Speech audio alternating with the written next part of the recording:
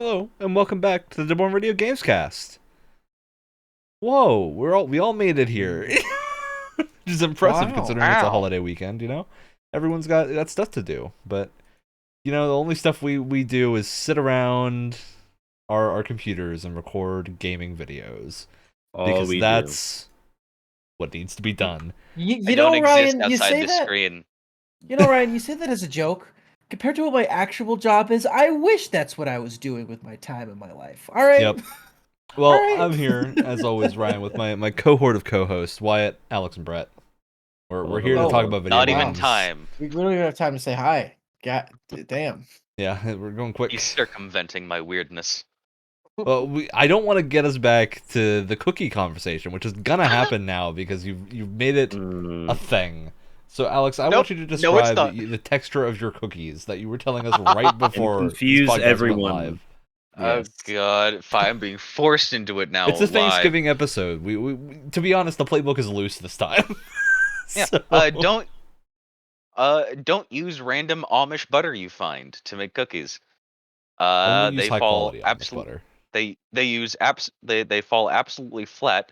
And like I said to these people, I don't know, maybe some of our viewers will understand because I'm being ridiculed out here. If you've ever eaten fresh fallen snow or know the texture of it, it's like eating the way that these cookies acted was like eating deep fried snow. I love how the start of that description sounds like it's like you're waiting for the punchline of a joke. Yeah. And the yeah, I actual was just description about to say it. happens, and the Alex pun is nowhere to be found for this It's not hyper-specific there. situation. That's because it's For once- I real. feel For once, Alex. That's we're because it's clamoring- real. We're clamoring for a punchline. We're clamoring for a pun. You're leaving For us some hanging resolution to the story, and there really isn't. I'm gonna spend the next hour and a You- half trying to think of one now. You want a resolution? Life has no punchline, yet it is a constant joke. Well, speaking of a constant joke, it's time to talk about Yuji Naka, and I'm sorry that was boy. very mean, and I don't mean it to be. It was just too. It was there. It was too good of a segue. Yuji Naka did a thing. He actually did this last week, and Oh my he A got little late arrested. because of stuff. Yeah, he got arrested for insider trading related to Dragon Quest, bizarrely, and not anything that he Yeah. has worked on, which, to me, getting arrested for insider trading with video games seems to imply he's aware of some release or something that public people are not aware of. But I don't know what you would do to get arrested just out of the blue. Yuji Naka, for those who haven't been following this man's career, because at this point everyone has been, Balan Wonderworld, he directed it, massive flop. Before that, he was a well-renowned director on the Sonic games. But then he made Balan Wonderworld, and that's kind of what he's known for now. And so, Unfortunately. And now he'll be known Unfortunately. for this for the next Besides, month until everyone going forgets to jail. about it.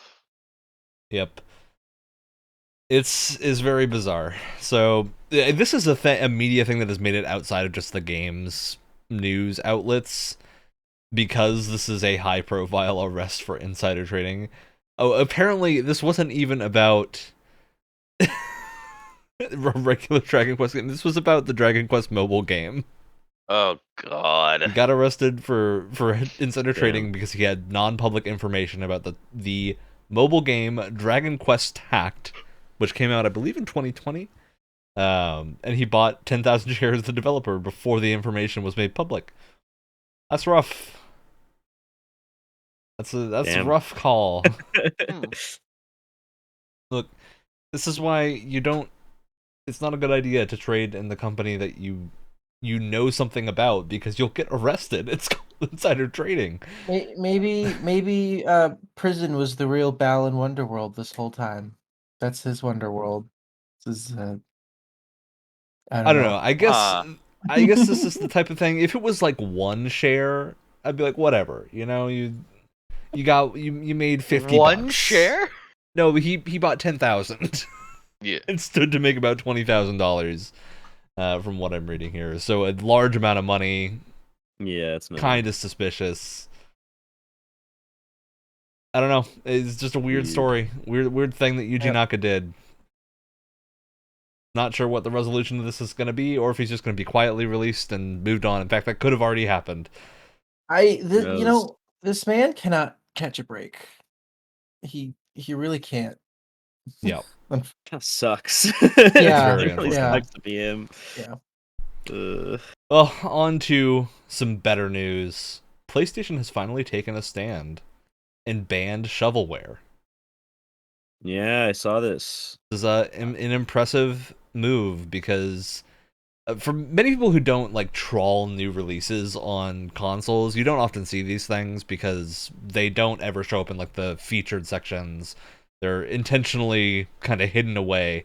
You have to go to like the actual new release list about everything that is released.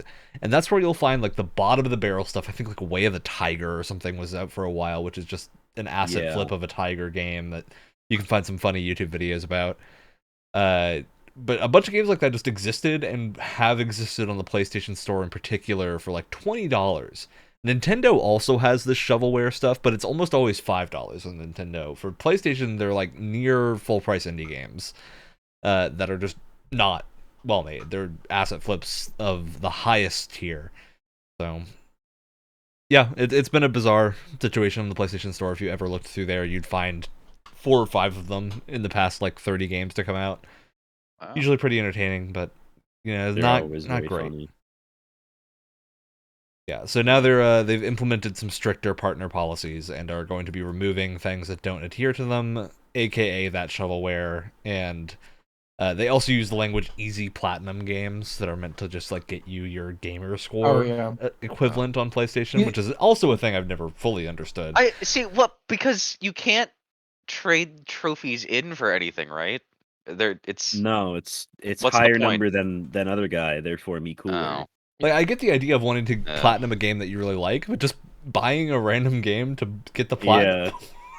Completely misunderstanding the prospect. I don't know if it happens so much anymore, but that used to be a big thing on Steam too, where like games would come out and you'd get like a Steam achievement for like walking 2 steps or something like that, and trading cards. So like people would buy the game and then they would get all the trading cards and then trade the cards back and end up making more money than they'd spent on the game.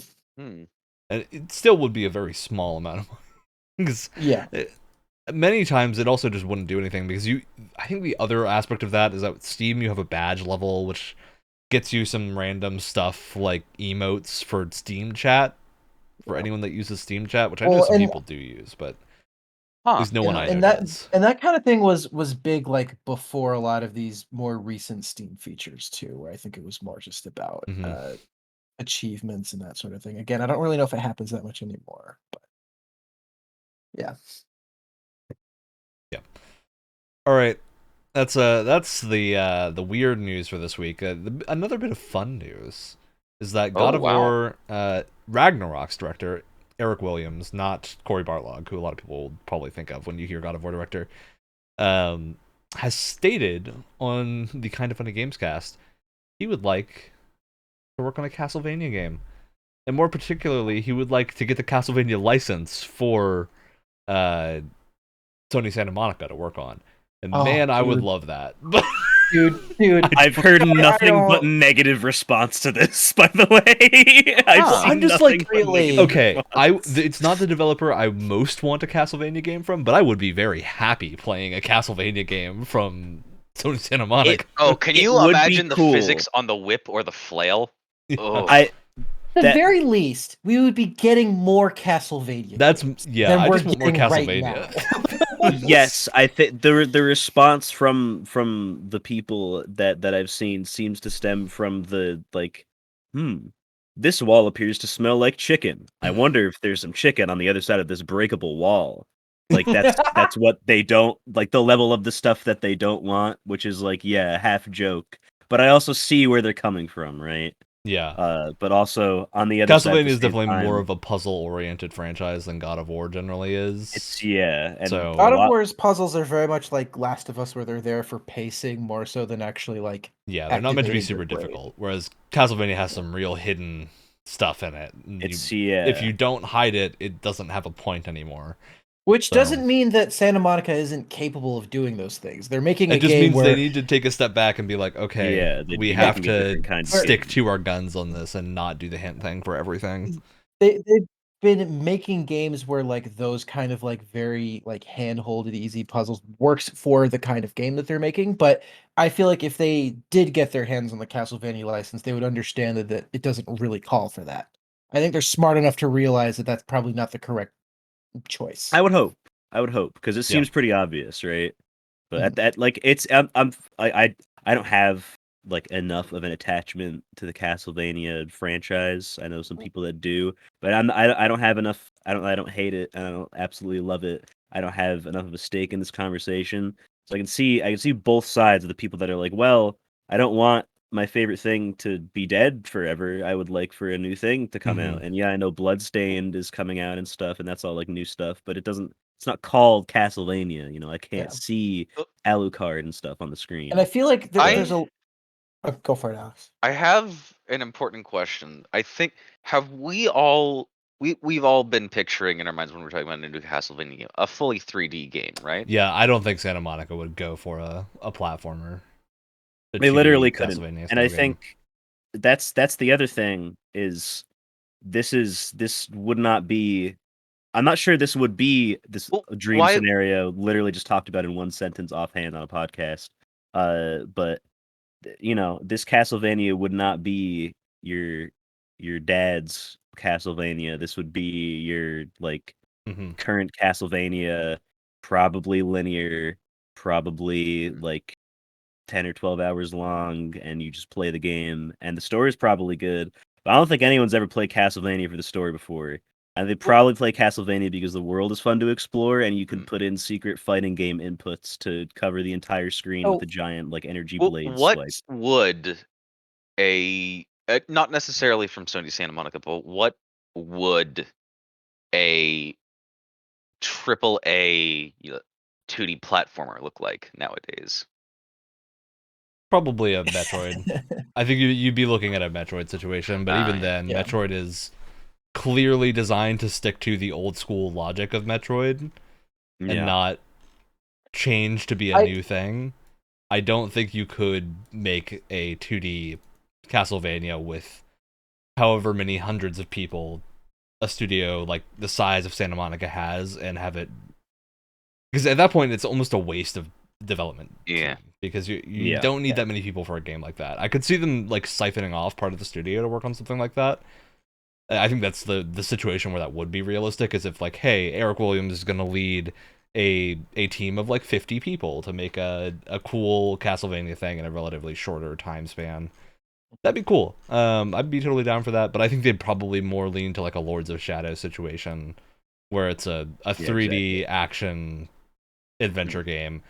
I could also, with the big explosion of Elden Ring recently, I could see there being a lot of pushback to doing a Castlevania game in the style of a God of War, even though a lot of people love God of War. I very much enjoy God of War. I don't know that I would rather see a Castlevania game that takes a lot of stylistic notes from FromSoft, at least in terms of level design and pacing, not necessarily in terms of like death mechanics and whatnot, or combat, but just in terms of like the level design and the openness. I think going for a FromSoft inspired approach would work a lot better than sticking to the Western AAA arenas and corridors.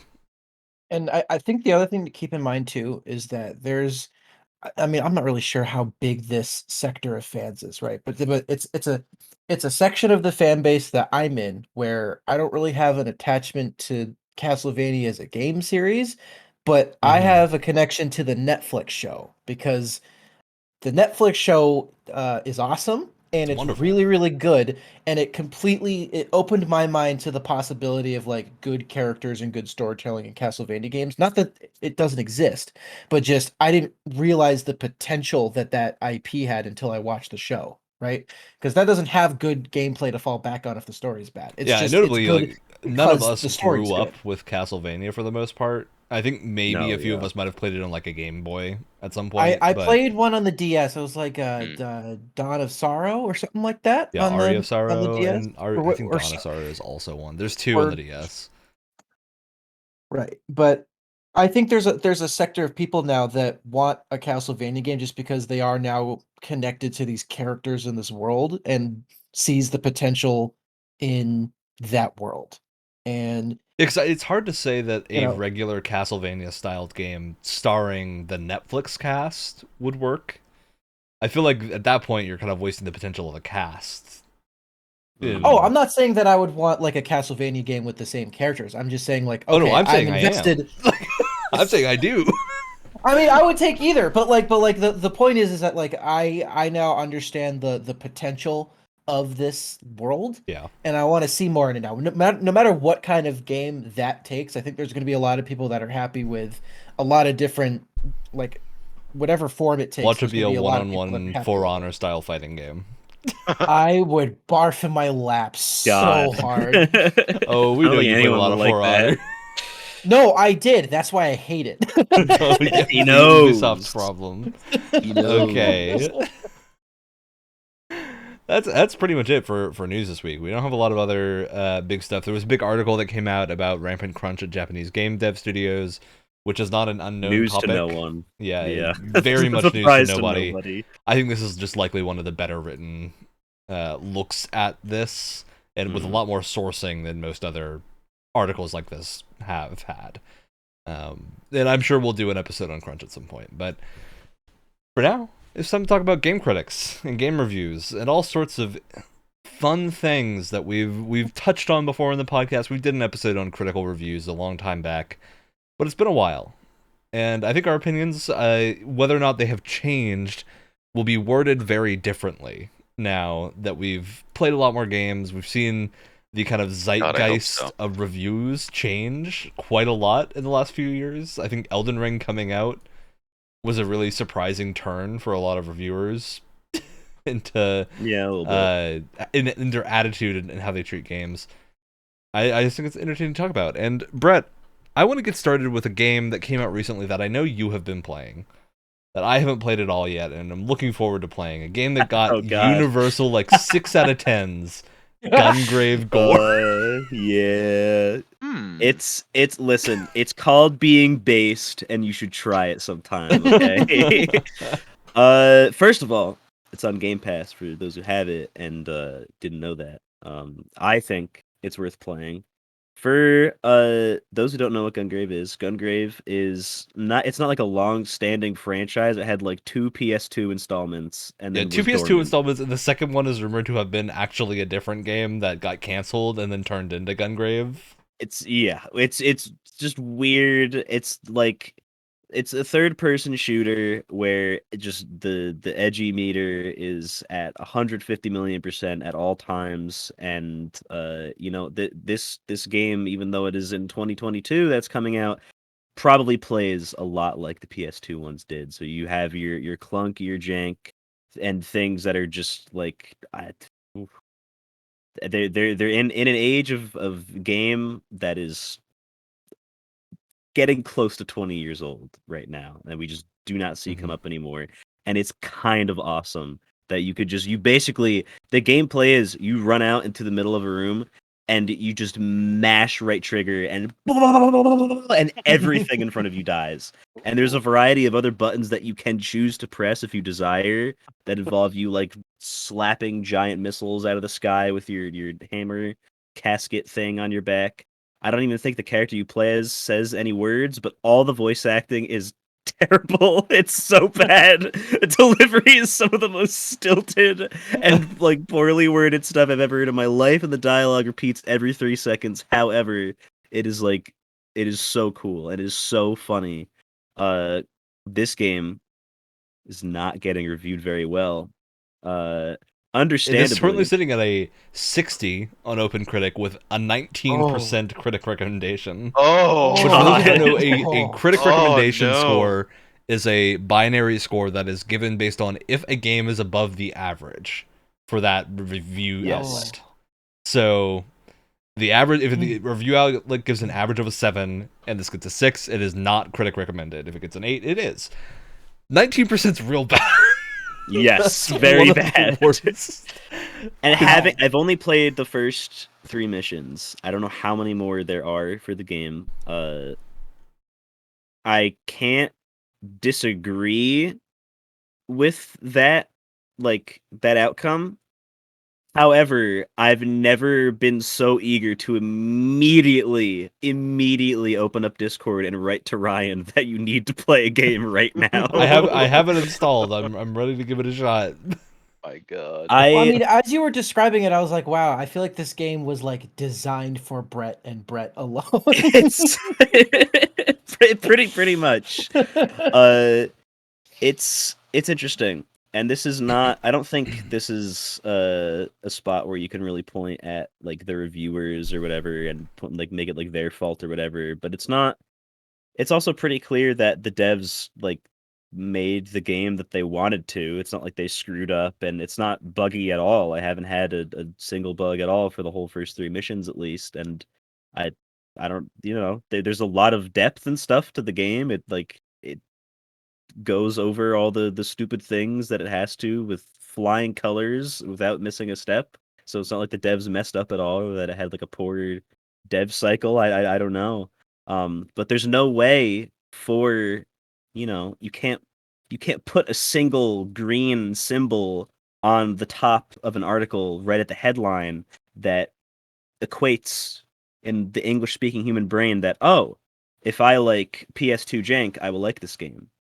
And 90% of reviewers probably don't like that in the first place. So what you're going to get is you're not going to get, if you like this specific kind of game, you will like this. You'll just get, I don't recommend this game because it doesn't play as clean as the other things that are out right now.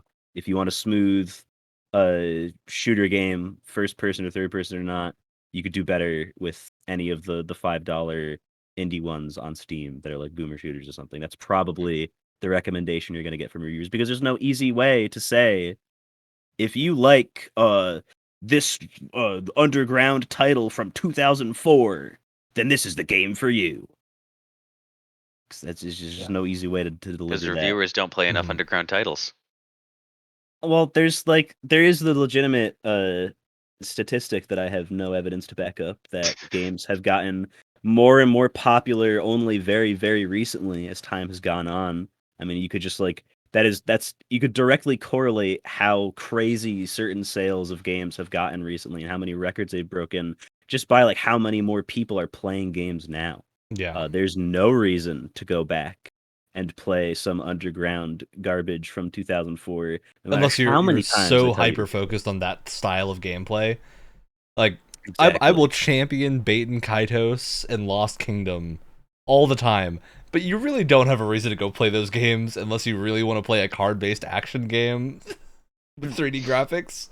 But there's also just nothing new that is like that. So yeah. Well, all right. Especially if you're one of those people that have only gotten into gaming more recently and you didn't know what playing games felt like, 15, 20 years ago and how different it is now. And there's a lot of things that older games don't have that newer games do, and it's not their fault. That's just how time works, right?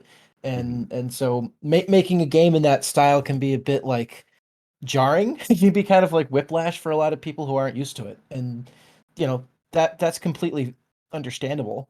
But definitely. It's good that games in that style are being made, and it seems like you said, if it's really like there isn't a mistake in how the game is made. This is how it's made. This is how the developers and God intended it. That's great. Yeah, that's great, because we don't, especially in the AAA space, you don't really get a lot of that these days. Yeah, seriously. So. All right, I do want to play a little game here because we sometimes play games on the show. Yeah, we do a little. We have a game. Occasionally, they take a lot of prep, and we need something to hook off of. Because we're looking at reviews, I have many things to hook off of for this. Oh dear. So I got a question for you two. Specifically, not Brett, because I think Brett might have an inkling of the answer to this. Get the hell out of here. But Wyatt and Alex. Okay. Do you think Gotham Knights or Gungrave Gore got a higher score from IGN?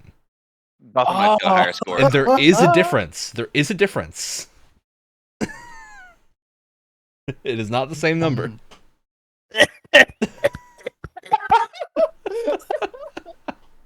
Do you know the answer to this question, Brett? I have a feeling I do, but I don't actually. I'm still gonna say anything either way. I am so unbelievably excited to be wrong, but I think Gotham Knights got a higher score from IGN. Okay. Just to make this more interesting, I'm gonna say Gungrave got the higher. Gungrave did get a higher score. By how much? By Right? a full point. So IGN gave Gungrave Gore a 6. And that's crazy. Gotham Knights got a 5. Really? Here's the thing, though. But Gotham Knights is good. These are two games. Yes, but Gotham Knights has IGN. major bugs. That's probably a big part of it. And here's the other thing. These are two IGN reviewed games that aren't rated out of 7. Miracles do happen. That's pretty crazy. Miracles do happen. It is pretty crazy. That 7 is the default score they give when when everyone's too lazy to actually review a game. Well, I don't think it's laziness. I think it's like they just. That's a whole other discussion. Oh, I do. That's my view on IGN and their game reviews. But I guess that's kind of what we're here to talk about. You know, because that is something that is an interesting topic. I feel like it's kind of a running meme now. It's like IGN reviews a movie, show, game, whatever. 9 times out of 10, it's a 7. You know, it feels like the IGN 7 is what is supposed to be like the 5 or something, because there's nothing really wrong with being middle of the road. It's just by now the modern human brain has been like tricked into thinking that if you're below a 7, you must be really bad. Yeah, there's a lot of things. That's the thing with versus you're on a scale of just 1 to 100 percentage wise things versus grading something, because people so often like mix together letter grades and that 1 through 10 score. Yeah. Where it's what 70 is around a C supposedly, where I think 50 is around a C usually, because it's 50 is the part to where it's the halfway point, and halfway across the A to F, skipping a few letters scale that we use when we grade things via letters is where C lies. That's how it works logically. And where exactly would you put a game that is just functional? Well, on both a letter grade scale and the 1 to 100 scale. This is where I kind of tend to actually lean a little bit towards, not most reviewers, not all of them, but I do lean towards the average critical review should be around a 6 out of 10, based on the sheer fact that most games work and are functional. And that should be a big determining factor for score for me, because if a game doesn't work, why would I recommend it to somebody? Like, so 6 for you is the baseline that this functions. There isn't a game-breaking bug. First 5, second you start up the game. So for me, a game functions and is totally fine is like 3 points on your scoreometer. I would never give a game above a 7 if it didn't work, and I would push for it being like a 6 or a 5. But I don't think you can say like there's a cap on it, because it changes, obviously, especially now that we live in a world where patches are a thing. It's hard to really talk about how broken a game is. So I think most reviewers actually tend to lean on the side of, unless a game is as broken as Gotham Knights, Pokemon Scarlet and Violet, or Cyberpunk when it comes out, they lean towards reviewing the content. And I think at that point, what you're looking at is, you don't need to review a full-length review to tell you that a game is bad. Like, if a game just doesn't function at all, and isn't a good thing, and it would get like a 2 or a 3, you don't need to review it. You can just tell people don't play that game, because we couldn't get through it to review it. It was so bad. Then it gets complicated to a certain extent, because it's like, I agree. It's like if a game, but like if a game does not function on a technical level, it becomes very easy to just be like, listen, don't buy this game right now. It is not Like you may not be able to play it, right? But then it can almost be like if you're reviewing a game, it can also be kind of frustrating if say you're someone reviewing Cyberpunk from my perspective. It's like, yeah, launch day. Especially if you're on last gen don't get this game because it doesn't work for a large number of people. But it's frustrating because it's like this is a really good game underneath all of this crap. And you want to recommend it because there's so many good qualities about the game, but you're like, I can't because it came out in such a horrible technical state. And it can almost get a little there's almost this like that's like the Cyberpunk yourself. Review of like I think Wyatt and I would both wholeheartedly recommend Cyberpunk at this point. Yes. Definitely. Because it's gotten like 3 years of patches almost, or 2 years of patches. And that has made the game relatively stable, and you can play the whole campaign without getting major bugs. You can. Now, I recommended Cyberpunk to a friend of mine who was like, hey, is this game good? And I was like, I haven't had an issue. The last time I tried to boot it, which was like 6 months in the past, I hadn't had an issue recently when I did another playthrough. And he was like, all right, I'll pick it up. Immediately, he is having all the bugs that were around. He got the Wyatt treatment. No, that's what I was about to say, though, because you could have the exact opposite thing, too, where it's like, Ghost of Tsushima comes out. Great video game. Very technically stable, runs like a dream on whatever platform, right? Completely bug-free. Unless you're me, and then you get the weirdest bugs that you've ever seen that no one's ever seen in their life playing that game. You would make bank working as a QA tester. A magnet. This kid's seeing things we've never even heard of before. What is this? This isn't even in the code. What the hell is happening? All right, we've done our regular round of QA testing. Let's bring in Wyatt. I'm injecting variables through the controller. Don't worry, guys. I'll break it in 2 minutes. Now, speaking of QA testing, I want to bring us on a brief tangent to talk about some games that probably could use more of it, which is the Pokemon games on Switch specifically. So I'll open this with another game for you all to play.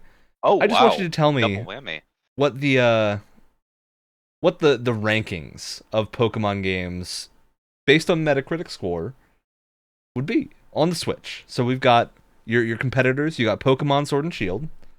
And we're grouping the dual pack games. They're one game. Pretty dour list of competitors, right? We got Pokemon Sword and Shield. We got Pokemon Let's Go Pikachu. We have Pokemon Snap, Pokemon Scarlet and Violet, Pokemon Legends Arceus, as well as if you want to talk about Pokemon Brilliant Diamond and Shining Pearl. I think we do. I think those are real Pokemon games as much as we might be. Unfortunately. Wish they weren't. So I just want you guys to guess what order would you put these in terms of review scores? I have my ranking already. Yeah. So personally, I would put Brilliant Diamond Shining Pearl at the bottom, though I believe it's Let's Go at the bottom, followed by Brilliant Diamond Shining Pearl. What were the next ones? We got Sword and Shield, we got Scarlet and Violet, as well as Legends Arceus. And Snap. And Pokemon Snap. So it's Let's Go, Brilliant Diamond, or BDSP, Sword and Shield. No, it's hard. No, yeah, I'm writing this down because I gotta. Yeah, then I would do Scarlet and Violet. Then I would do. I need a bit. Scarlet and Violet, Snap, and then Arceus at the top. Okay. Hold on, right. I'm writing down the last. Hold on. Okay. Fred or Wyatt, is either one of you ready to give me your list? I'm ready. I'm ready. Go for it. So I'm gonna go top to bottom. Right. Got it. Reverse of Alex. I'm putting Let's Go at number 1. At the top. Okay. Yes, because I literally didn't hear anything bad. I don't know jack shit about Pokemon, so I'm just going based off of what I'm going gut feeling. Right. And then I put Arceus at 2. And then I put Pokemon Snap at 3. And then Sword and Shield at 4. Scarlet and Violet 5, and Brilliant Diamond Shining Pearl, whatever, at 6. Okay. All right, Brett, you got to round us out. Oh. I am feeling I've never heard a bad thing about Pokemon Snap in my entire life on this earth. So I'm thinking that that's at or near the top.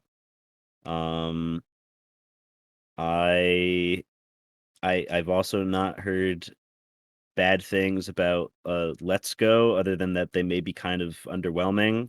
So there may be a pretty big gap of a score difference. Pokemon games on the Switch, that's not that bad. yeah. That's the thing. It's not like, oh, these are really fighting for top and bottom. It's like they're really fighting for like the 5 out of 10 spot. Yeah, my guess for Let's Go is definitely reactions that I got from reading stuff about it at the time, where it's just like, oh, people are mad about this, people are mad about that. That's the thing, is that seems almost juvenile in comparison to what people would be mad at right after, pretty much. Yeah. Arceus is probably in a similar spot to Let's Go or whatever after the whatever I just said already. Yeah. And then it's gonna be a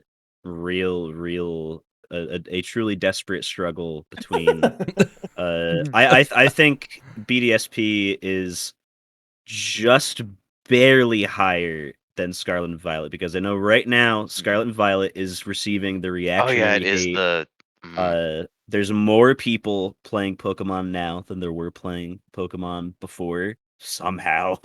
And you know what those too? Those negative reviews are coming in like crazy. You know what too? I feel like Scarlet and Violet probably had more hype going into it and a lot more positive attention than Sword and Shield did. I didn't actually think about that. All right. Well, I'm going to start from top to bottom because I think the top is less competitive. Pokemon Legends Arceus is universally the best one. Really? Full 3 points above everything else. Yep. We have a tie for second place between Pokemon Let's Go and Pokemon Sword and Shield, with the exception of Pokemon Let's Go Pikachu specifically is 1 point lower. Okay. Weird. I'm very happy because I enjoyed Pokemon Let's Go. But I for some reason remember hearing a lot of people being angry at it for some reason. Well, so it's because hopefully I'm just gaslighting myself. It's because you didn't have to fight wild Pokemon. That's why. Is people missed fighting wild Pokemon. Which is fair, but it's also not a huge problem if you go into it expecting it to be a Go-styled game. Yeah. New Pokemon Snap is just below that at a 79. Then we have a jump 5 points downwards to Pokemon Scarlet and Violet at 74, with Brilliant Diamond and Shining Pearl at a 73.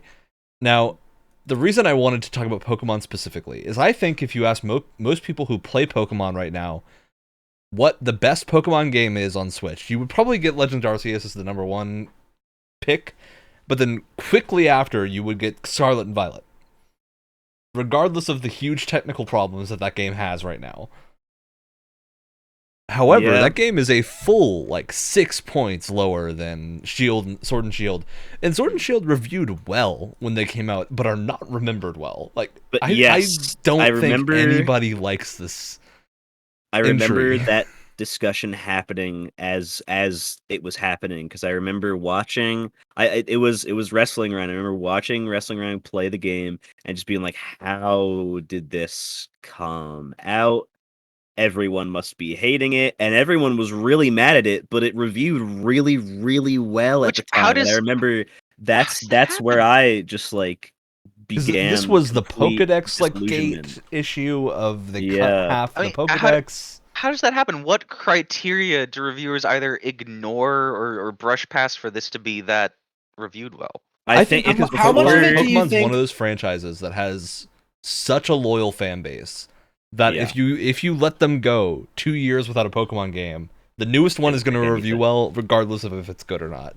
Well, I wonder too how much larger news outlets and stuff don't want to review beloved franchises below a certain point, just because they're afraid of the fan base and how big and vocal it can be, especially with Pokemon, right? I almost don't blame them, to be honest with you, because dealing with that shit I can't even imagine how much of a pain in the butt that must be. So I am happy to be vindicated in my opinion about Brilliant Diamond and Shining Pearl being the bottom of the barrel there, because that was the Pokemon genre that I started on. So of course I'm viewing it through, nostalgia glasses. But it was also my favorite Pokemon generation, and they massacred it. They massacred the remake to an unforgivable degree. Yep. They don't have any post game. They got rid of the battle frontier. They got rid of everything that would give you a reason to keep playing the game, outside of competitive Pokemon multiplayer, which is a very small percentage of that player base, I think, relative to people that stuck around for things like battle towers and... They screwed that up too! I'm never going to forgive them. So I do want to read the snippet that OpenCritic has from IGN's review of Pokemon Sword and Shield to bring us all back to 2017. Or no, 2019. I'm sorry, I'm giving them way too much credit here. This is 2019. Say, dude, I feel so old right now. No, they don't get that much credit. This was not a launch game, as much as it might have felt like it. IGN. So I want everyone quickly to just give me a guess for what IGN gave Sword and Shield. Back when it launched, not the number that you gave us. Not the number I gave you, because that's an aggregate score. I think I'm gonna go with the obvious answer, which is 7. You know what? No, I'm gonna give it an 8. I'm gonna say 8. I'm gonna say 7. I'm in the 7 club, I think. Wow, you are all so jaded. They give it a 9.3. See, that's what I mean. That's what I mean. I mean, like, looking at that and knowing, like, watching the game play in front of you and seeing that article up score of the featured reviews on this page is Easy Allies and Game Central, which I don't know about Game Central, but Easy Allies, 7 out of 10. That's the lowest score on this page. I don't know if I would call what we were jaded. I think it would be... we were optimistic that they had common sense. No, I agree with you. I fully agree with you. The quote from the review here is, Pokemon Sword and Shield are the best games in the series, streamlining its most tedious traditions without losing any of the charm. Wow. I don't think Pokemon Sword and Shield is a game... Pokemon anything need to be streamlined. I do not think they played the game. Like I said, I think they were too lazy to play the game, so they... oh, wait, no, that's the 7 roll. Oh, my... what did they... Ouch. This is no shade at this reviewer. I'm not saying their name because I don't want people to bully them, because their review work is generally fine. It's just Pokemon Sword and Shield. I think this is demonstrative of just how strangely these games were received, like how starved the Pokemon fan base was of anything. And I'll also say that a lot of Pokemon Sword and Shield's issues might not bother certain people, but will really bother other people. Like there are a lot of people who don't really care about the story in a Pokemon game and just play it to collect things, and they'll be happy with Sword and Shield. There won't be a problem for them. The environment design and graphical fidelity might not bother people who have only played Pokemon games before. Anyone who's ever played another 3D game. Yeah, because the thing is, Pokemon games are now not competing with 3DS games. They're competing with Switch games. And Switch games tend to look much better. Breath of the Wild already is... everything now has to be compared to Breath of the Wild in terms of graphical fidelity. That's a launch game. Doesn't that blow your mind? It's crazy. Yeah, this is a hard thing to talk about just because it's so subjective, but Sword and Shield are like... I think for anyone that has played more than a couple of Pokemon games, Sword and Shield would be one of their least favorites, just because the region isn't that interesting. The wild zones are not that well done. You have a lot of downsteps from Sun and Moon, which also weren't super well received compared to past games, which weren't super well received compared to past games, going back to Pokemon Black and White. Like that was the good stuff. There's a big thing here of these games not being received super well. So I'm then going to ask people, what do they think IGN gave Pokemon Scarlet and Violet? Does he dare say it again?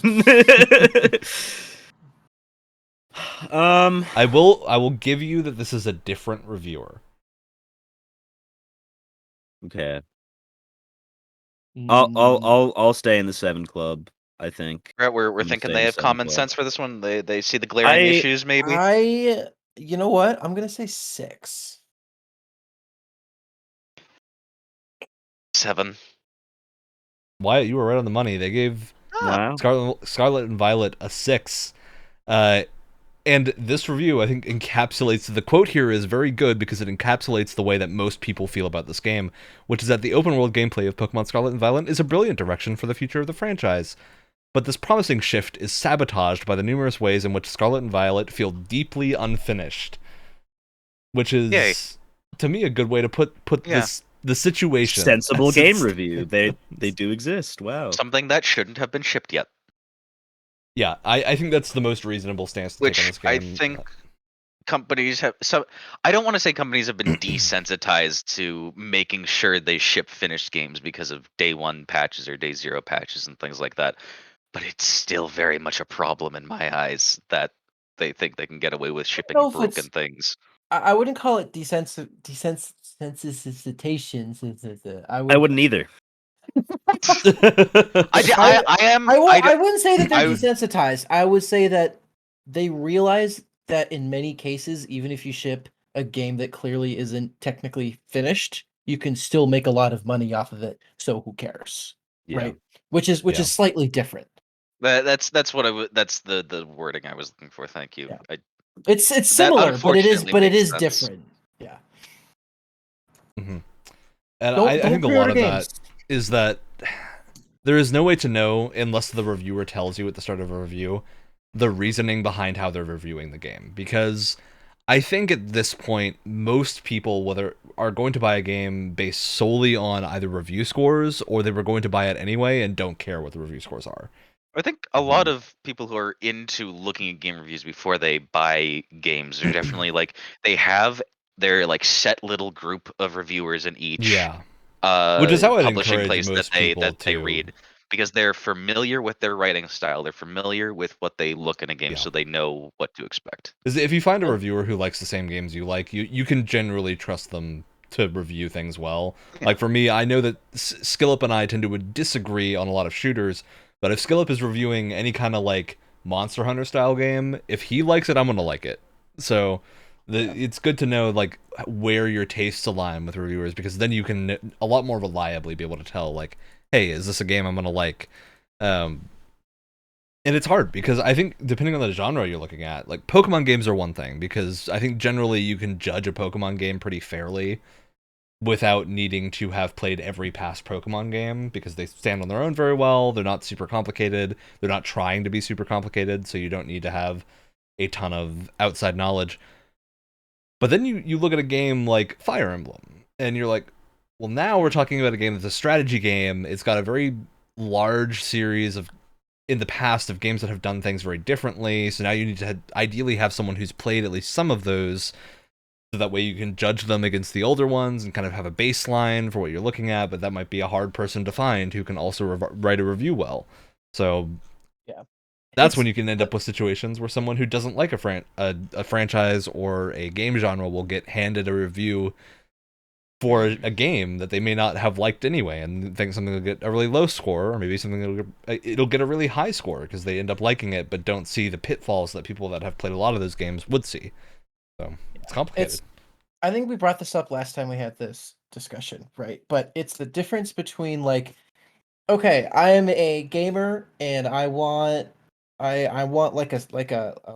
my selection of reviewers that kind of make up the taste that I like. I go to this guy for strategy game reviews. I go to this guy for my FPS reviews, whatever. You got your selections. Okay, a new game comes out. It's an FPS. I align with this guy on my opinions when it comes to FPS. I'm going to go to his opinion, right?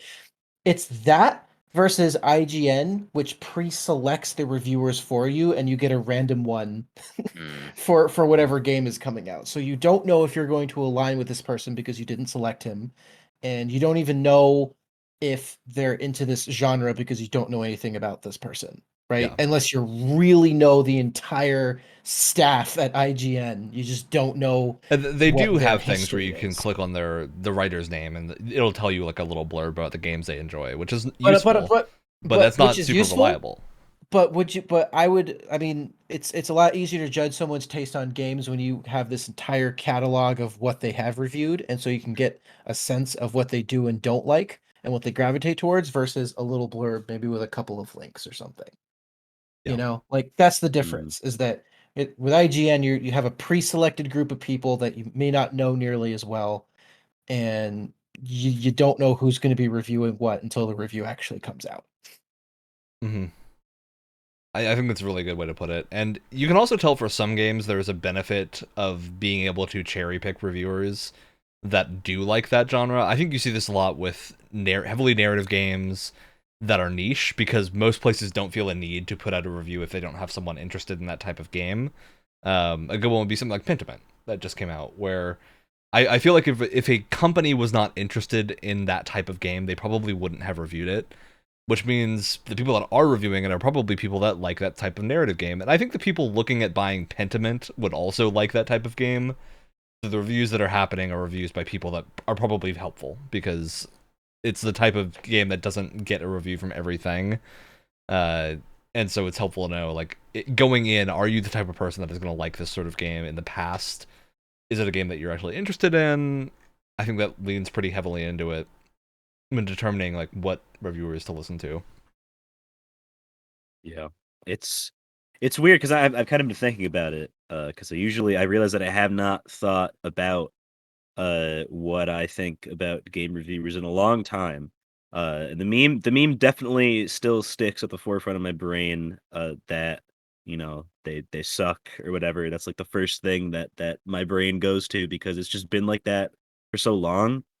But Cuphead has poisoned the well. now it's Cuphead. That really is the example, like Yeah, to end all examples for that. it's true. That Cuphead, game has destroyed more like journalist reputations than game controllers from angry gamers. It's true.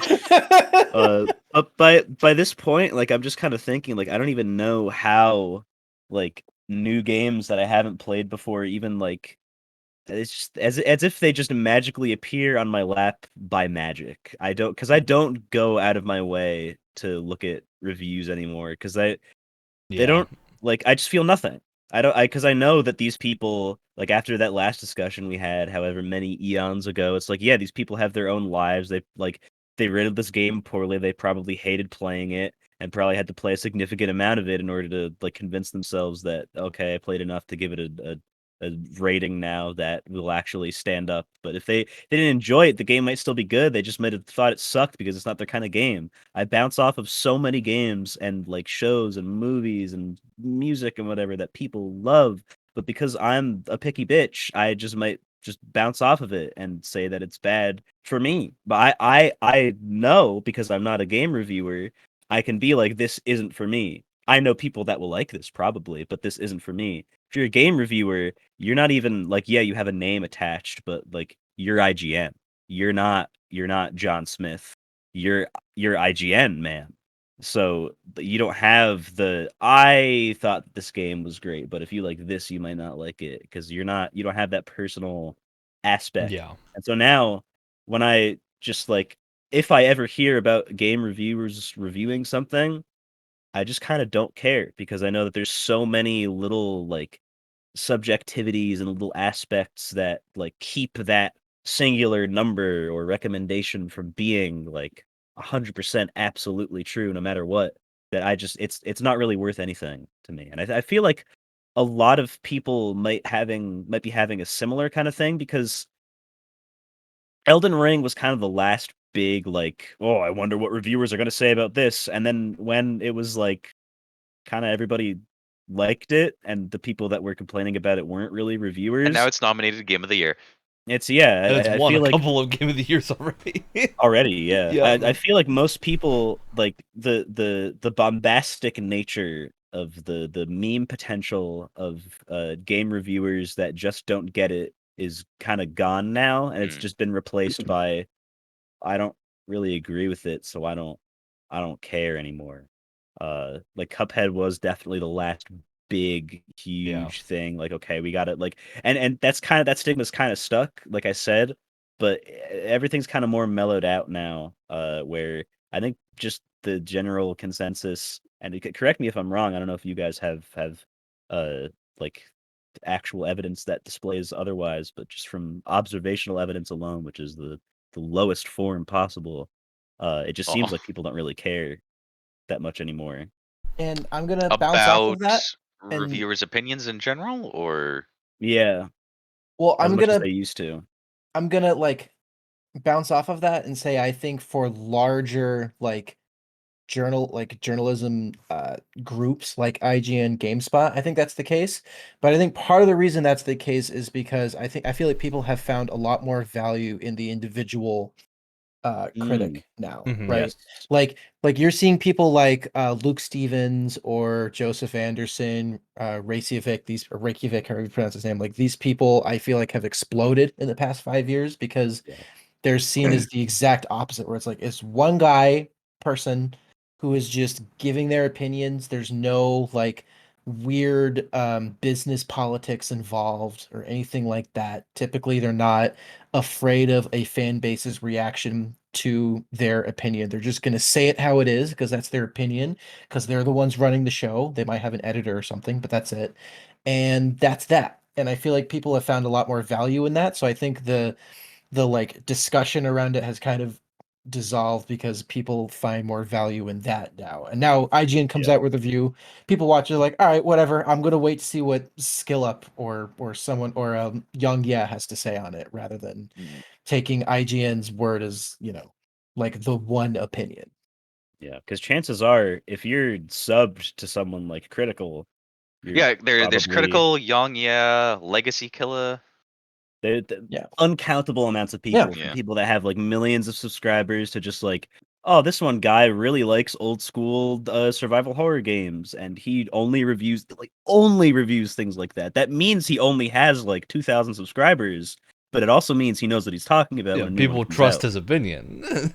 Exactly, yeah. And if you're subbed to someone like that, chances are you probably like maybe not entirely agree with them, but your expectations are kind of aligned with what they might produce in a way that you won't be like, you know, usually I'm not like disgusted so much that I want to like unsubscribe from someone because of their opinion. That hasn't really like happened for a video game, at least.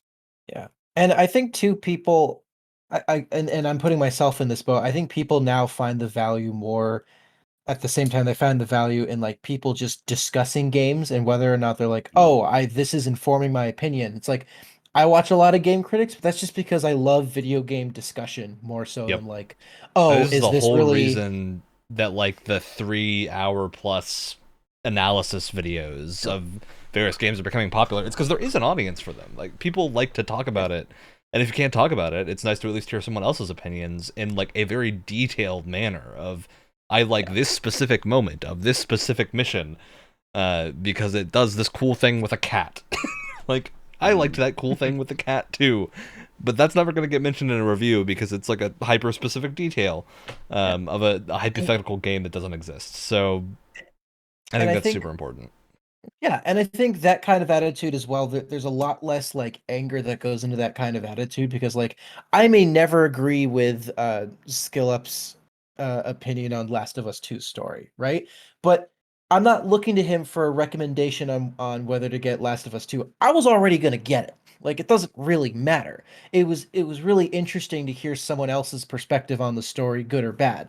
Like someone else's completely different interpretation or opinion. I thought it was interesting. It didn't make me angry that he didn't like it, because I don't care. That's his opinion. Yeah. I just like that there's other opinions, and I like hearing them, and I like hearing how people interpreted something differently than I did.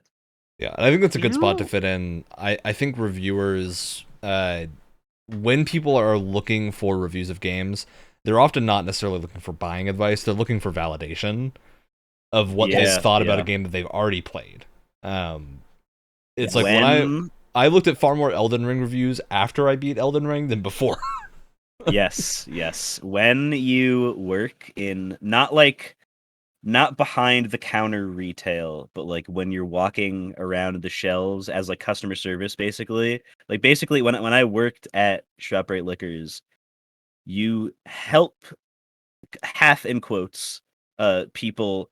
Like they came into the store to buy something. They did not come into the store to walk out angrily and throw a temper tantrum. So it's New Jersey. Some people will do that anyway, but most people really want to buy something. Most people, they come in and they'll go like, "Oh, I want this specific thing, like a some kind of brand of this because my grandma likes that and it's her birthday. She's like, I don't know, like 80 or something, or like this is for like the wedding or something." Like they already know what they want. Most of the time, if you go, "Oh, have you had this?" and they'll go, "Oh yeah, I really like that," and then you go, "We have that right over here." As like advertising, you kind of like feed into that confirmation bias and just keep like you give the people what they want. Yeah. Get them to give you the Oftentimes, answers. exactly, and oftentimes without them really knowing it. And I guess that kind of answers my weird question that I semi asked before, but I don't even know where the games that I play now come from, because I kind of go like, that looks really cool. That really looks cool from this like trailer screenshot that I'm seeing. I already think this is cool. If this is like $5, I'm gonna pick it up. It's an indie game, so chances are it'll Yeah. probably be on sale I for mean, that that's right why now. marketing is so important and gets such a big budget, even in smaller Exactly. scale productions. Of like, if I hadn't seen the really cool Signalis trailer at either I don't remember if it's the Game Awards or the Xbox Showcase or ID at Xbox, something like that. They had a Signalis trailer that ended with like the really cool shot of her face, and then they had the bit where you're walking around. It looked really cool, and I was like, oh, that game looks fun. Then I promptly forgot about it, but the next time I saw Signalis, I was like, oh, I remember that. That looked cool, and I added it to my wish list. And then Yeah. it shows up on Game Pass, and I'm like, well, of course we're gonna play this. Yeah, You like would all I be need is one friend or one guy that I know the name of to say that this is good, and I'll be like, well, I already thought it might have been good anyway. So now that this other guy, I must be right. Whoa, it's Yeah. crazy.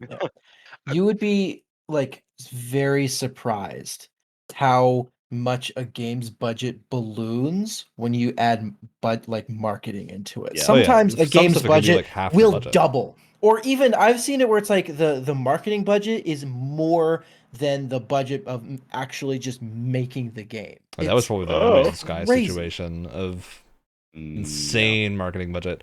And the other thing I think plays into video games more than like other types of not necessarily media, but other types of things that you would look for a review for buying, like appliances or whatnot, is that for games, they're largely projects of passion. Like someone had to pitch a game and was passionate about it.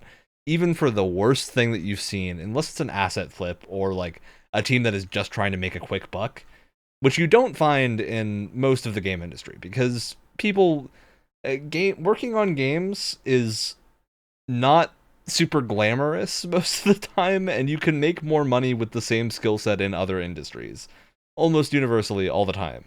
So the people that are staying in games and working on games generally like what they're doing, which means you're gonna be getting a thing that you know had care put into it, and if it's broken, it's because they ran out of time or money or it wasn't planned well. Like there's a number of issues that can happen. That doesn't mean it won't be good on some level. It just means maybe what was originally intended to be there isn't there. Yeah. Maybe the vision's different now that the game is coming out. Maybe the person who took control after the last director or whatever left isn't super passionate about the game, and it loses focus because of that. So there's almost always a reason for why a game turns out the way it does, even if it's not obvious at first. That's why we get those exposés by like Jason Schreier. Will talk about how the studio shaped the games that they made and whatnot. The man, the myth, the legend, Jason Schreier. And I also think that has a trickle-down effect of making it so people are often more willing to spend money on games that maybe aren't great when they're older, because they just want to see more from that developer. Like, I know I have at least one or two games that I just am not really intending to ever finish, but I'm interested in whatever that studio is going to do next. Like the Pathfinder Wrath of the Righteous studio. I've only finished Wrath of the Righteous, but nothing else they've done, but I'm so curious in whatever happens next, just because it's a super niche indie studio that's pulling off big budget CRPGs. It's just a cool idea. Can we go back to the point that you were talking about it was somewhere around when you were talking about reading game reviews after the game to sort of feel vindicated in I guess the purchasing of it. I know one of the reasons why I usually try like trying to avoid spoilers, try to avoid game reviews for certain games and things like that, is because when it comes to something that isn't Call of Duty and you know, the military shooters, where my opinion is completely set in stone about them, the vast majority of them, I am an incredibly fickle little fool, and if I am barely on the fence about something, and I hope this isn't just a me issue, and that's someone who We'll is see. listening to this in the future feels heard. It's so hard for me to make a decision on a game, and if I see a review or something, even regardless of whether or not it's negative or positive, it will just make me doubt my opinion on it more and make me less likely to purchase it overall, which could be a very bad thing. Even if the game is like really good, I'm just like, but will it be good for me? Will I feel enriched and fulfilled playing? Yes. Oh, and that kind of like validation element gets really interesting when you're someone like me that likes a lot of games that most people don't, right? Like, ask any Mass Effect fan, and they'll be like, "Oh, Mass Effect Andromeda sucks, hate it." You walk over to me, who's played all of them, I'll be like, "Hey, I didn't think it was that bad." So then, this like sequel comes out or a game comes out and it's like it's just getting trash. And I'm like, I don't know. I might actually like it because no one liked Andromeda, but here I am, you know? So it's like you can't even go to if you want that like validation, there's people out there who can't get that, which is probably, which is a good thing, I think, because going to game reviews for validation, I don't think is not a very necessarily a healthy thing to do, but right, I think most right, people will do it on reaction. right, and they'll do it just to like feel good about their purchase. Like, oh, I just bought this. I just like bought this cool new like example, right? I just purchased a new monitor, right? If I want to feel really good about my purchase, I'm gonna hop on YouTube and look up a bunch of reviews for it. Or like, yeah, I just spent good money on this. Yeah, and On Discord, ask and your then you friend feel Ryan about good. it. Is that really the healthiest? No. I kind of my point kind of got lost somewhere in there, but I still get it. Yeah, I get what you mean. It's another thing too, because I feel like it's really easy to like read certain parts of the conversation, read this part of the conversation, and be like, oh, you care too much about what other people think. You should just get what you like. And that's not, I think that's something different than what I think any of us are actually saying. I don't think any of us actually care what like Critical or Skill Up or IGN actually says about the game. In Alex's case, it doesn't matter what they say. You're gonna feel weird about it a little bit. And in like Wyatt's case or whatever, or like me when I have to go back to reviews from like 2002 for something that I'm like trying to get an old copy of or something, is it like, do I ignore these people or what? That kind of doesn't really matter. When I like I've had this discussion with my mom multiple times because we'll go to pick a movie to watch, and I'll be like, these kind of look a little eh. These guys I watch on YouTube, Red Letter Media, did something about this one. I want to not because I like even agree with any of their opinions like more of the time, that like Jay is a psychopath who like I just sometimes I see things and I go, yeah, he'd probably like that. I want to barf right now. And then Mike could watch like literally paint dry and probably find something like good to say about it. Well, it really stands the testament of time. Sparked Well, me. no matter what you watch, Rich Evans will always nitpick it into all. Yeah, but there's something about like, okay, I have this parasocial relationship with these guys. The movie might already be spoiled for me by having watched this hour and a half long video about it.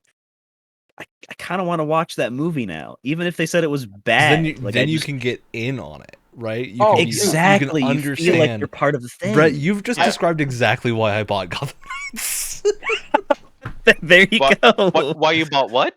Gotham Knights. Yeah, which actually I've enjoyed community. pretty quite a lot as I've been playing it. But the exception there is I'm not playing it the way the developers wanted to do. Is I'm only playing one character, and that way I don't have to worry about all the grinding because it just is done very quickly on one character. So yeah, I think there's also just cases where if you're interested in like a setting or a thing and there just isn't anything else, like I think in Wyatt's example of Mass Effect Andromeda, if you're interested in sci-fi video games, you don't have that many big budget options if you've been keeping up with them as they come out.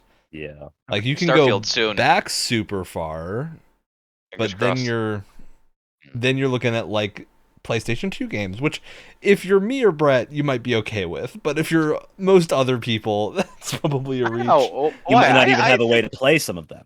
Why I think you should play System Shock. Hey, I mean the remake's coming out soon, so I mean, there you go. The System Shock 2 remake is coming out soon. And no, System Shock 1. System Shock 1. Good. Oh. And it's also like, again, going back to like just hearing general video game discussion. It's why, like, listen, I love Critical to death. I think he's a very, very funny person.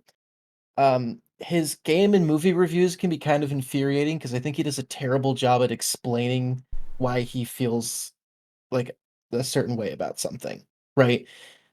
Because his review style is very like there's no script and he's just throwing it at you, which is fine, and that's what he's good at. But like, it's really important to me with these kind of things that like you explain why you feel a certain way about something. It's like, okay, in my opinion, the story is bad. Okay, explain why it's bad, right? But yeah, that's about it. And that's why, like, even though I don't always agree with what Skillup has to say, I love watching his videos because I think he does a really good job at explaining his points a lot of the time. He can really like articulate the way he feels about a mechanic or a system or something like that. Yeah, and the flip side of that is that sometimes someone will hyperbolize what they're thinking or feeling about it, which in particular is a skill problem. Because he does. And that does not come across well in text format. Yeah, this is why it's hard to talk about video game reviewers and individually because it feels mean. Even if you like someone, it feels mean because I like Skillup videos, but man, I don't trust his opinion on a lot of games because hyperbole happens, and I don't blame him for that because I think every single reviewer does it. That's not a Skillup problem. That's everyone does it. The English language does it. We've all done it. We've all done it on the show before. Oh, absolutely. Yeah, but this is an unscripted show. Like, we have the excuse of being fully unscripted, just opinions flying everywhere. Ryan, it's time we told our fans the truth. We have this gigantic script in front of all four of us right now. Yeah, all of us, we work around the clock to script 2 hours of podcast every week. I thought you were going to say we have this gigantic ego, which is also very that's some of the things very true, but... Shit, wait, hang on, I lost my place. Yeah. Okay.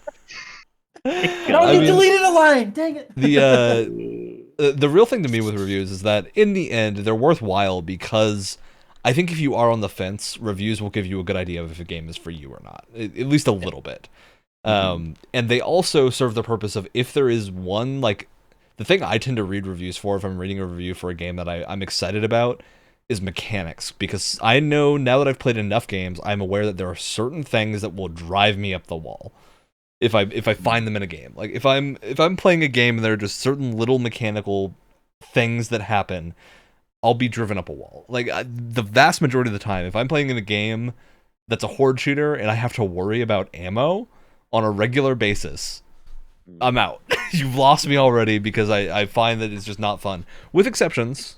See, but by contrast, that's something that doesn't bother me at all. So I don't even like oftentimes, unless in the actual game itself it's not tuned properly. If that's just there as a bullet point feature, that doesn't bother me at all. So I don't. Because my thing with that type of system is you need to have it balanced perfectly, and a review will at least tell me if the balance is really off.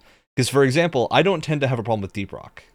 despite that having a pretty restrictive ammo system comparatively to a lot of games. But the way that game is designed, it's generally not a problem, except for the one time we all played together and have an issue with it. I was gonna say, I don't know. I found myself. No, we got super unlucky.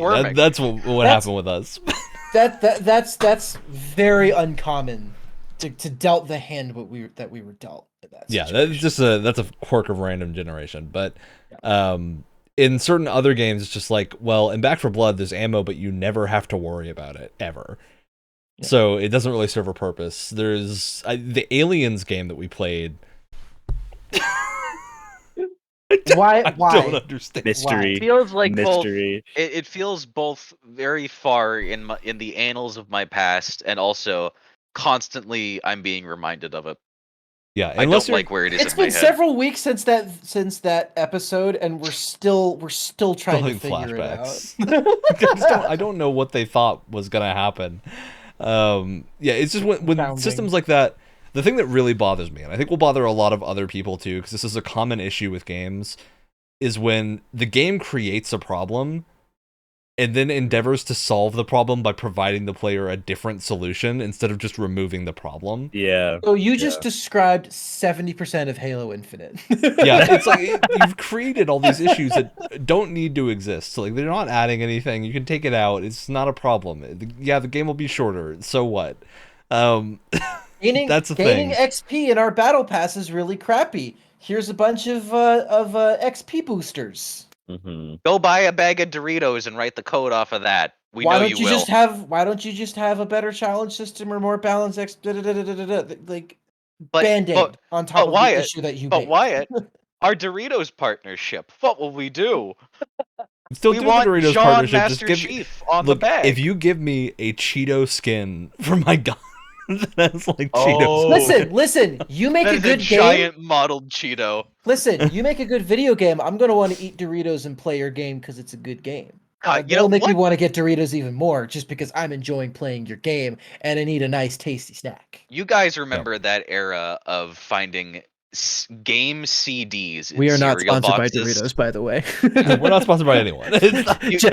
Just a fan.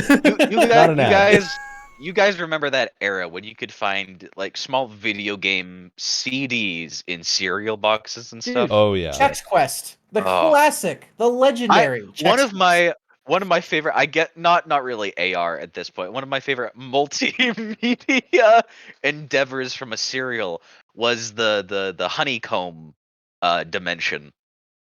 Honeycomb dimension. I forget what it's called at this point.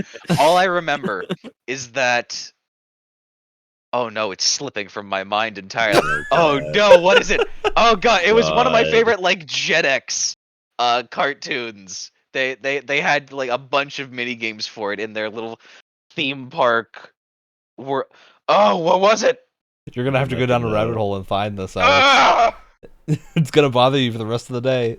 It is. We're gonna mute Alex, and in the background he's gonna be like freaking out and pacing around his room. Mm-hmm. Yeah, I think generally the purpose of a review is to provide criticism and constructive criticism more organically than a player who was just playing the game would, because I think that you can easily tell from most online talks about games and whatnot that you can find on forums or in your social medias. People just throw crap at the wall to see what sticks. If you want to actually figure out what the problem is, you have to look a little deeper, and that's where the use of those like long form videos come in. Man, that's a helpful thing to have as a developer, is a like analysis of why a thing doesn't work, because then you can just rethink it based on the reasoning that didn't work. I think that also helps explain the difference, in my opinion, between a review and an analysis, right? And I think the easiest way that I can describe it is that a review places a greater focus on the conclusion, whereas the analysis puts much more of a focus on the actual details, right? Like in an analysis, you may have a conclusion at the end, but it's to kind of just briefly. You typically start with the conclusion as well. It's like you lead with it and then you describe why. It's like the analysis has a thesis statement, right? Mm-hmm. And it's like this is this way because, and then you spend all this time explaining it. A review, I feel like, puts much more emphasis on the conclusion. It's like, here's briefly, like, is this worth your time on the thing? Boom. Here's your review score at the end, right? And there's not one that's worse than another. I think they both have their uses, and like, if you're really someone who really is like, I can only spend my money on one brand new game a year, especially now that games are starting to become $70. That emphasis on the conclusion can be really important to you. But if you're someone who, maybe purchases more than a couple games a year, and you're like, all right, let's really like kind of break this down a little bit more, or you just have the time to sit down and watch a 10-hour Skyrim analysis. Yeah, because there's two sides of a coin here. Is it worth your money? And is it worth your time, and which is more valuable to you? Because those will be big questions that I think a lot of reviews just don't answer, and that's what's important. Is I think as now that we're going from having been college students to working adults, there's a line of like, well, now my time is generally more valuable than my money in some circumstances, and so it really feels like if I'm submitting myself to a like multi-100-hour game, I need to enjoy it. Like, it has to be quality time, and not just busy work. It needs to be like a nice 100 hours of pure just quality content, and not Assassin's Creed Valhalla. Hey, I'll still defend Assassin's Creed Valhalla a little bit, despite the fact that I was super negative on that game. Like, you go back a year and watch me talk about Assassin's Creed Valhalla when I had the Ubisoft trial version of it. Hated it. Really did not like what I was doing. Our opinions on that game have completely swapped. It's so funny. I'll still clarify, I don't think that's a good Assassin's Creed game. Like, if you tell me the name Assassin's Creed and present me Valhalla, I still am not, I'm like, just like, what? No, this is not an Assassin's Creed game. But as an RPG light thing, weird Ubisoft void of game, if you're just coming home and need to head empty for a little bit, it's the Dynasty Warriors of Western games. God. It really shouldn't be, because it's produced with so much more money. Oh, man. You can keep making Dynasty Warriors like that because they have minuscule budgets. So, yeah, I feel real weird about Valhalla. I do think it's worth playing, but only if you are willing to not finish it for 3 years, as is my experience. I'll do an hour every couple of weeks. Eventually, I'll finish the game. It's a certainty at this point because I'm too deep in, but I don't know when that's going to be, and I don't really care because I know it'll happen. Yeah. Yeah, I think hey, right there, complicated. Right there, that's two different opinions, right? Two people that I feel like are looking at the same game with different lenses, right? And that's an important thing to keep in mind. If we were both working at IGN and we both had written reviews for the same game, they'd be very different reviews. I don't know. I think we might have come to the same score and just a different tolerance for things. I feel like I would be. You can tolerate your Mass Effect Andromedas. I can tolerate my Valhallas occasionally.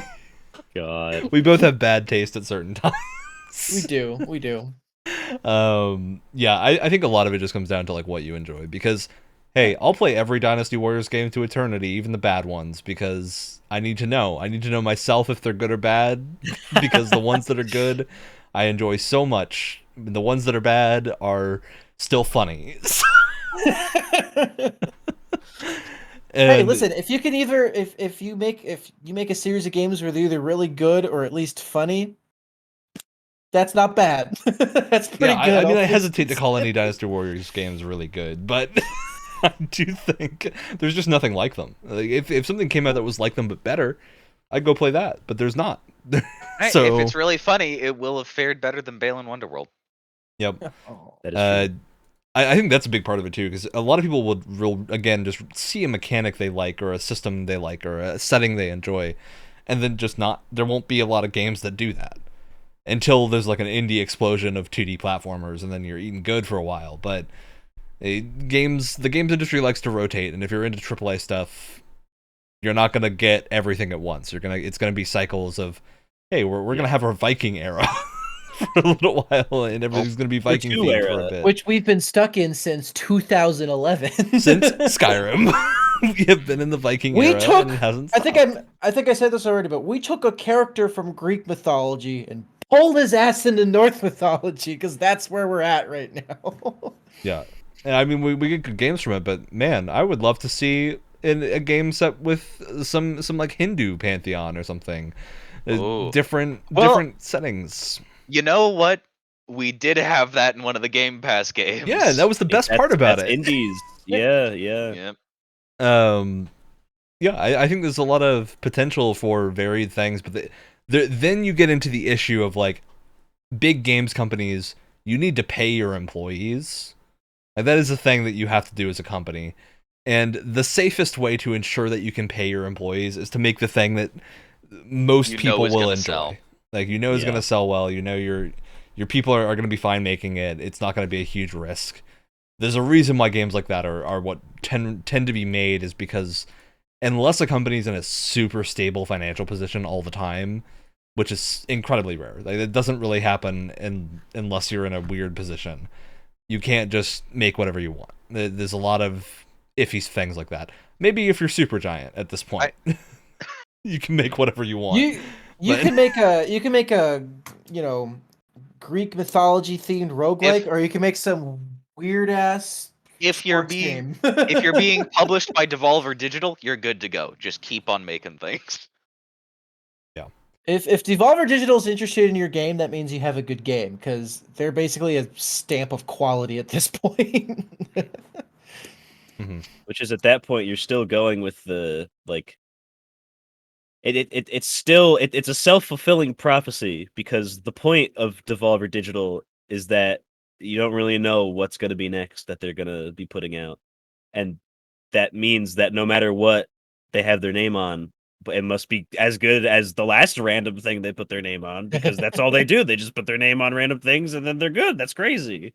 It's the same thing with Supergiant. It literally doesn't matter what their next project is, because not a single thing about their past projects is like at all like on paper at a glance, right? But because they're all, you can trace the companies to see the good things and the bad things. You can trace people more specifically, of like people that have left companies and gone on to lead projects at other studios and whatnot, and have done very well. Is generally there's an attitude of people going that they're going to make something specific. I don't think people just willy-nilly leave companies very often. I think it's often just because like they're not excited about the next project. They don't want to work on it. They have a cool thing they want to do themselves, so they leave. You know, it's a thing that happens. Of like, that's a lot of the reason why turnaround in the games industry is very large. Is not just because people get laid off. It's because people go to other places to do other things, and that's not necessarily a bad thing. But it does mean that like you're never certain, unless you know the development team behind something to the individual, what you're getting. And even then, you don't know if the person that left to go make, who worked on, I don't know, they did RPGs for 10 years, but now they're going to go make a sports game. You have no idea if that sports game is going to be good. You're rolling the dice to see if they have a good idea about it. So, or you have weird situations where, you know, when 343 was first formed, like one of the big selling points was, it's a bunch of ex Halo devs and a bunch of ex Call of Duty devs. There's such a high turnover rate there. You don't know who's working there anymore. I don't people. Like who the heck are these people? Not that, you know, they need credentials in order to be, you know, good developers, but it's just like that was. But if you're slapping their name on a thing to be like, they developed this franchise, you probably want to make sure they worked on the part of the franchise that is going to be in whatever game you're making, so that you know it'll be to a quality standard that's fitting. And you can also, can also tell too, because it's like each Halo game they've made has been so different from the last one. Like Halo 4 was a lot more accessible. Halo 5 was, you know, Halo 5. It was advanced movement, weird loot box stuff, and now we have an open world Halo game. Because there's such a high turnover, you don't know what you're going to get, because it's never the same people. Yeah. I mean, that to me just screams of some executive is making decisions with no knowledge of what the development team is capable of or interested in doing, and that's leading to people churning out and not being interested. and what they're working on, which is how you very quickly kill a game. Is if your development team doesn't care about it, they're not going to do their best work, and there is nothing you can do about that. That is not a thing that you have an option to fix. That is, they don't care. You got to make a better project. Yeah. Or long story short, the games industry is the most inconsistent thing in human history. Which is the a most good organized thing, gig economy. Yeah. That inconsistency is what gives us creative things. So. No, yeah, and it's you're putting something really, really inconsistent with a crap load of variables through something that you expect to give a consistent something out of 10 score with, and that's why so many people are deemed wrong, and that's why so many people disagree when you get to the review stage of games, because you're just trying to conglomerate all of this horrible mass of garbage into one like 5-paragraph essay, and there is just no hope for that most of the time. Yeah.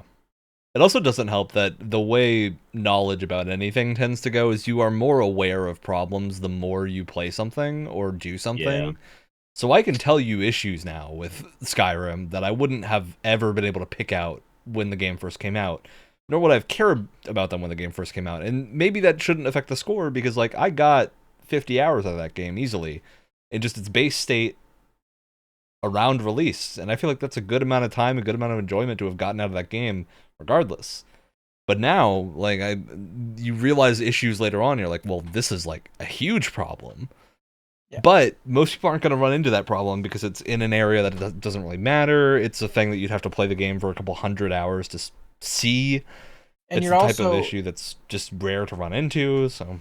Yeah, and you're also comparing a game that came out in 2011 to the advancements that we've made now in 2022. Not that I'm saying that like it's not a fair comparison, but just you're looking at it now with different eyes of like, this is where games have gone since then, and that definitely changes your perception on older games. Same thing with Assassin's Creed 4 for me. I love Black Flag, but man, sometimes the parkour controls in that game just makes you want to hurl your controller across the room. Yeah, only so many times you can jump off a ledge and fall to your death on the floor because you were trying to jump to a place directly across from you that you can until you scream, "Oh my god, I want Assassin's Creed Unity's controls back." I will note, I did just give up on doing the Assassin's Creed Valhalla like chase the music note parkour challenges because you just don't know where you're gonna go. You have no idea where you're gonna jump. Also, that it's just not nearly as much fun as sea shanties. I mean, come on. Yeah, it's not that interesting because this is the other thing with the cosmetic surge that we're getting in a lot of franchises. It doesn't apply to everything equally, because I think a lot of games you are super interested in changing up your character's look. But like the example I use is Final Fantasy XIV has these things called Fantasia that you use to change your character's like your race and appearance. You can change it to whatever you want. You can change genders. You can do all sorts of stuff. I've never once used one, because you grow an attachment to your character, and as soon as you change the look of your character, I'm like, well, that's not the character anymore. And I think that's a consistent problem of, like, it's hard to approach cosmetics like that when there's big changes of, like, I'll put on new armor sets, but Assassin's Creed Valhalla, I don't care about tattoos or hairstyles or anything else, because I'm using the same one I got at the start of the game for the entire game. I won't change it. I'll change armor, I won't change anything else. But then it has the problem of, well, you upgrade your armor, so I don't want to change my armor either, because then I need to sink a bunch of resources into other armor to get it even close to the level that my current armor is at. So, yeah, there's a lot of issues that pop up the more you play a game, which I wonder if that plays into score more, because to finish Assassin's Creed, you have to play it for 100-something hours. So you might be more aware of the issues than you would be for games that are shorter. So, yeah, it's a hard thing to track. But with that, I think we've run the gamut of our opinion about reviews, which I think has largely come out to, we don't know. Yeah, it went from negative/understanding a year ago. I think we had a lot of strong opinions last time, and that this time we've all kind of mellowed. We all just don't whatever. care. I think I'm just too tired now these days to really. Yeah. That does bring up the one last point I wanted to make about reviews. I think there are a lot of reviewers who hit the point of apathy with a game and will just finish the review and give it the expected score that they think it's gonna get and just be done with it. Which I understand. I get that attitude. It's probably not good. I don't think it leads to good reviews, but if a game makes you feel apathetic, that's a problem. Yeah. And I'll say this too, playing a game because it's your leisure time and your hobby is a very different experience to playing a game because it's your job. And that's a really important thing to keep in mind when you're comparing your experience to a game with a critic's experience. They're probably enjoying themselves too. If it's a really good game and they're enjoying themselves, that's good. But they are playing the game under a very different lens than you are. Mm-hmm. Yep. The worst thing you can end up with being your takeaway from a thing is apathy. That's bad. That's real bad. Yeah. That means the game was not strong enough to make any impression on you.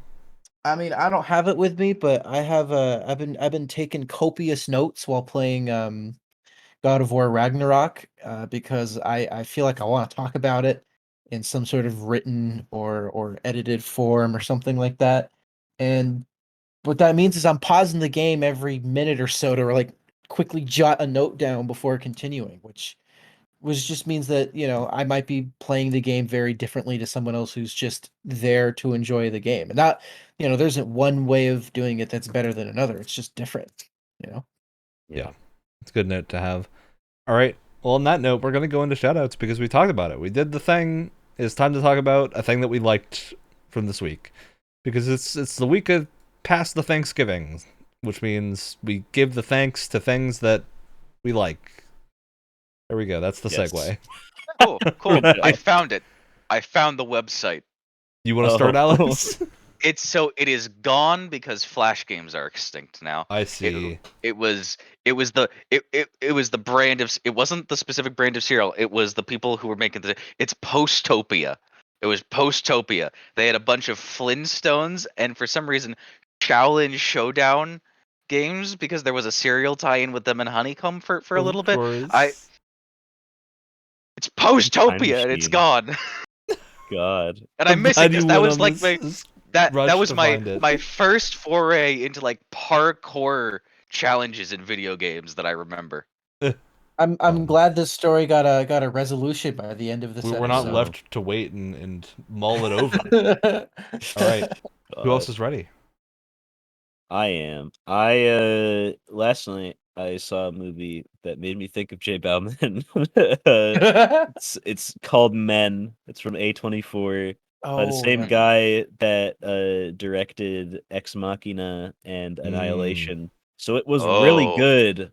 Mm-hmm. I was questioning the sanity of my brain by the end of the movie. I would recommend it, but not if you like watching movies that aren't A24 movies. And you know exactly, if you know, then you know. Because and if you don't, watch one and find out. Mm-hmm. Maybe Men will be your first and last one. There's nothing wrong with that. Everything Everywhere All at Once is an A24, isn't it? It is. Yes, it is. And so batshit insane. So is Marcel the Shell. Yes. Which was less insane and more just aww. You want to go first? Yeah, I'll go first. My shout out goes to the game Infernax. Not because I've ever played it, but because I clicked on this game as we were talking about Castlevania, and oh my god, is this the most Castlevania game I've ever seen in my life? And I just thought that was very funny how I just randomly happened upon a NES Castlevania spiritual successor while we were talking about Castlevania. Nice. So, all right, I got to talk about Warhammer 40K Gladius, which is Warhammer 40,000's take on a Civilization-styled game of city empire building. Except, of course, because it's Warhammer, You're always at war with every faction on the map as soon as you meet them. There is no state of not being at war. You are always at war all the time, which is honestly really fun because it kind of plays like an RTS that's turn-based, which is exactly what I want, because I no longer have the reaction speed to play an RTS in real time, and so I need to do them turn-based, which is great because now I can play a turn-based 4X game where I get to destroy the heretics and burn the Xenos. So it's a great time. It's a good game. It was also $3. I think it might still be $3 on the Steam sale. Oh, very cheap, very fun. If you just want to play Civilization but not do any of the complicated stuff and just stomp around and murder things, it's real good. Very enjoyable. That said, it's the end of the show. As always, Tuesdays. We're trying a new thing this week. It's going to be at 7 p.m. instead of 7 a.m. So check that, because last week I did that by accident and it got way more views. So I'm going to try doing it again, see if it's a eatable thing. Anyway, I mean, you guys get it, right? It's like eating deep fried snow. It's like it's just the crumbly texture and thing. I can't stress enough how much I need to get this across to you guys. Cut the stream.